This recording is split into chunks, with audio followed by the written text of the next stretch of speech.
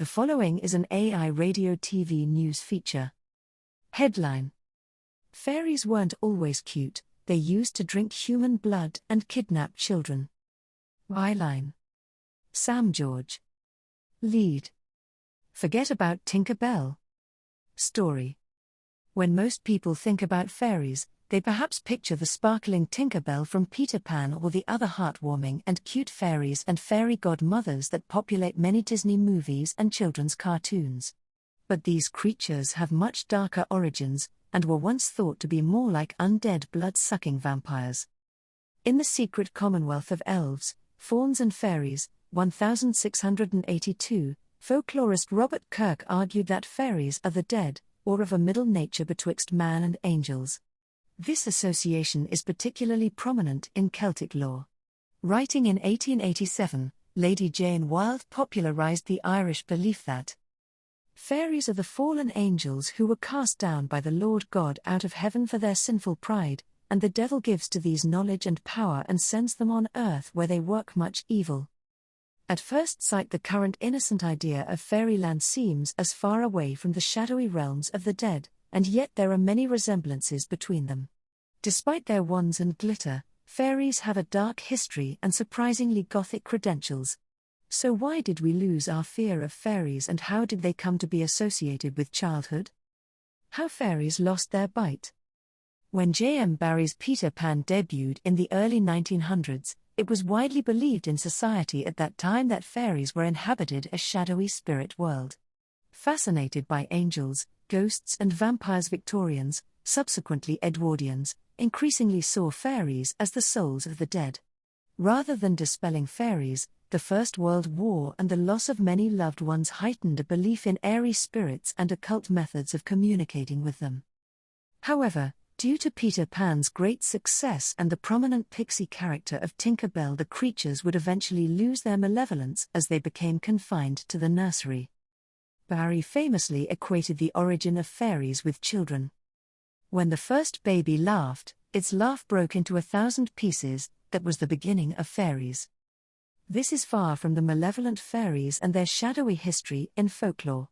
In these stories, they steal children, drive people insane, blight cattle and crops, and drink human blood. Barrie, of course, was aware of their dark side. Despite the fairy dust and glamour, Tinker Bell is dangerous and vengeful like a deadly fairy temptress. At one point in the story, she even threatens to kill Wendy. Peter Pan, or the Boy Who Would Not Grow Up, debuted on stage at Christmas in 1904. It was inspired by performing fairies in popular shows such as Seymour Hicks's Bluebell in Fairyland. Peter Pan was canonized by Disney in 1953, and the sentimental celluloid fairy was born. The cutesy and youthful fairies of contemporary children's TV are a result of this Disneyfication. Blood-hungry demons. But in folklore, fairies are often a demonic or undead force, one which humans need to seek protection against. As folklorist Catherine Briggs has noted. In her Dictionary of Fairies, she wrote, "People walking alone by night, especially through fairy-haunted places, have many ways of protecting themselves. The first might be sacred symbols, by making the sign of a cross, or by carrying a cross, particularly one made of iron, by prayers, or the chanting of hymns, by holy water, sprinkled or carried, and by carrying and strewing churchyard mold in their path. Bread and salt were also effective, and both were regarded as sacred symbols, one of life and the other of eternity. What is more, fairyland has a hunger for human blood.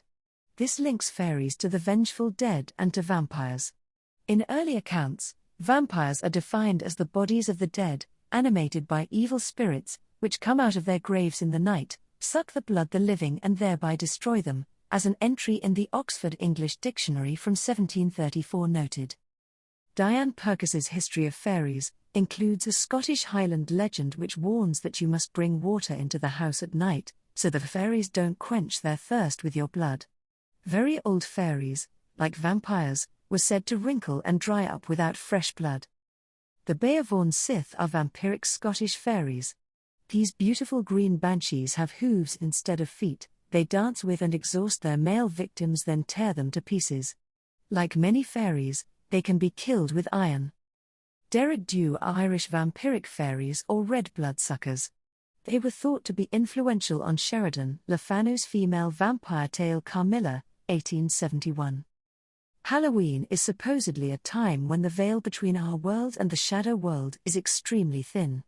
A time when you are more likely to hear stories of encounters between humans and fairies.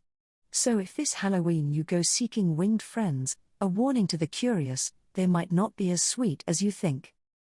Tread carefully and never enter a fairy ring. Circles of mushrooms, they are believed to have been created by fairies dancing in rounds. According to folklore, if you do happen to step into such a circle of mushrooms, you may become invisible and be made to dance around until you die of exhaustion. So a healthy fear of fairies is always wise. For more news from AI Radio TV News, visit airadiotvnews.ca.